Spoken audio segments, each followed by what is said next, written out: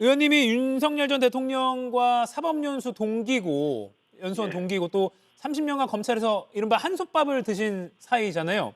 탄핵 그렇습니다. 소추단의 일원으로서 변론기일부터 선고까지 오늘까지 쭉 지켜보셨는데 윤석열 전 대통령이 본인이 탄핵 당할 거라는 걸 이미 알고 있었던 것 같다라는 발언도 하신 바가 있습니다. 아마 뭐 누구보다도 법을 잘 아는 게 또 윤 전 대통령일 테니까 그러지 예, 않을까 이런 추측도 예. 있는데 바로 어떤 점 때문에 그렇게 보신 겁니까?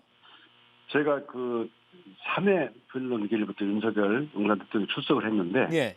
처음에는 표정이 되게 밝았어요.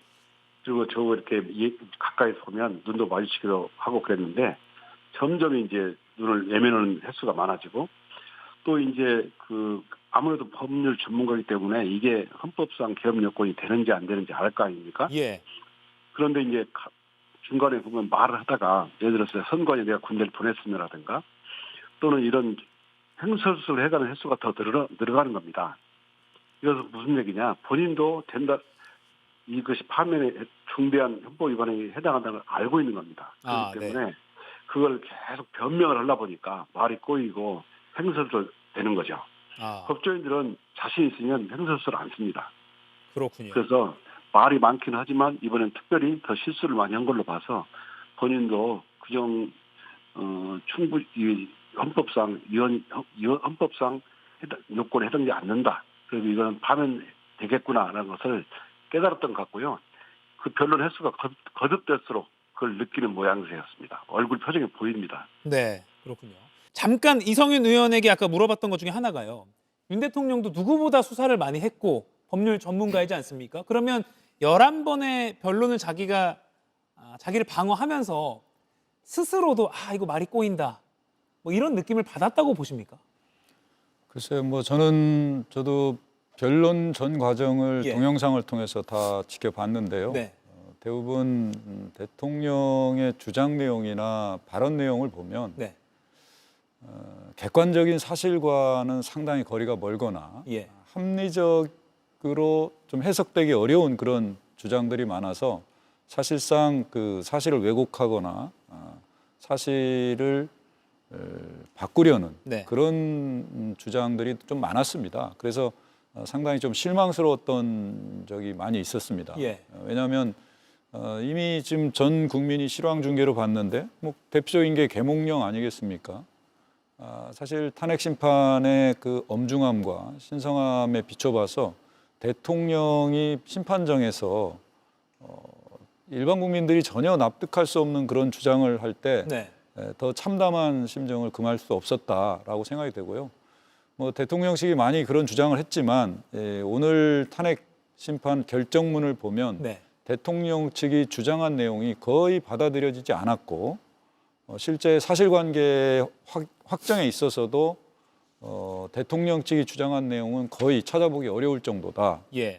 점에서 탄핵 심판에서 재판관들이 잘 판단을 했다라고 이렇게 평가가 됩니다. 네, 알겠습니다. 대통령실은 오늘 오전까지만 해도 대통령이 복귀한다는 걸 전제로 현충원에 사전 답사까지 다녀왔지만 파면 소식이 들려오자 규정에 따라 대통령을 상징하는 봉황기를 내렸습니다. 윤석열 전 대통령도 짧은 입장을 밝혔는데 바로 대통령실로 가보죠. 자, 김태형 기자. 윤석열 전 대통령이 파면 결정이 난 뒤 2시간 반쯤 지나서 비교적 빨리 입장을 내놨네요. 네, 그렇습니다. 윤 전 대통령은 법률 대리인단을 통해 짧게 입장을 냈습니다. 그동안 대한민국을 위해 일할 수 있어 큰 영광이었다며 부족한 저를 지지해주고 응원해준 여러분께 깊이 감사드린다고 밝혔습니다. 그러면서 기대에 부응하지 못해 너무나 안타깝고 죄송하다. 사랑하는 대한민국과 국민 여러분을 위해 늘 기도하겠다고 덧붙였습니다. 이런 가운데 권영세 비대위원장과 권성동 원내대표 등 여당 지도부가 오후 늦게 관저를 찾았습니다. 여당 지도부는 윤 전 대통령에게 파면 결정이 내려진 데 대해 안타까움을 드러냈고 윤 전 대통령은 당과 지도부에 감사를 표했다고 합니다. 윤 전 대통령은 특히 앞으로 있을 대선과 관련해 시간이 많지 않기 때문에 당을 중심으로 대선 준비를 잘해서 승리하길 바란다고 전했다고 국민의힘은 밝혔습니다. 계엄에 대한 사과도 또 결과에 승복한다는 말도 없군요. 네, 헌재 결정에 대한 승복 여부는 끝내 말하지 않았습니다. 지지자들이 이를 사실상 불복의 뜻으로 받아들일 수 있어 갈등과 분열을 부추기는 결과로 이어질 수 있다는 우려가 나옵니다. 12.3 비상계엄으로 인한 국가적 혼란과 국민 분열, 갈등을 초래한 책임에 대한 사과도 없었습니다. 또 그동안 해왔던 대로 이 지지층을 향해서만 감사하고 죄송하다고 했을 뿐 통합의 메시지는 없었습니다. 오늘 헌재는 윤 전 대통령 파면 결정문에서 대통령으로서 사회 공동체를 통합시켜야 할 책무를 위반했다고 지적했는데 직후에 정반대의 언행을 보인 겁니다. 그런데 대통령실은 대통령이 돌아올 걸 전제로 오전에 현충원 답사까지 다녀왔다면서요. 지금 분위기는 어떻습니까? 네, 이 내부적으로 기각이나 각하를 기대하기도 했던 것이 사실입니다. 오전까지만 해도 윤 전 대통령 복귀를 전제로 대통령실 직원들이 현충원에 사전 답사를 다녀왔던 것으로 파악됐습니다. 여권 관계자는 대통령이 복귀하면 첫 일정으로 현충원 참배를 준비했던 것으로 안다고 JTBC에 설명했습니다. 또 대통령 복귀에 대비해 대국민 담화 발표와 부처 업무 보고도 준비했던 것으로 알려졌습니다. 하지만 헌재에서 재판관 8명 전원 일치로 파면이 결정되자 당혹감을 감추지 못한 것으로 전해졌습니다. 정진석 비서실장 등 수석급 이상 참모진 전원은 일괄 사의를 표명했지만 한덕수 권한대행은 이들의 사표를 반려했습니다. 윤석열 전 대통령은 이제 한남동 관저를 떠나야 할 텐데 언제 나가는지 일정이 정해진 게 있습니까? 네, 이 파면이 결정되자 대통령실 청사에 걸려있던 대통령을 상징하는 봉황기가 내려갔습니다. 지금은 태극기만 흩날리고 있습니다. 2022년 5월 10일 취임한 뒤 3년을 채 채우지 못하고 1060일 만에 파면입니다.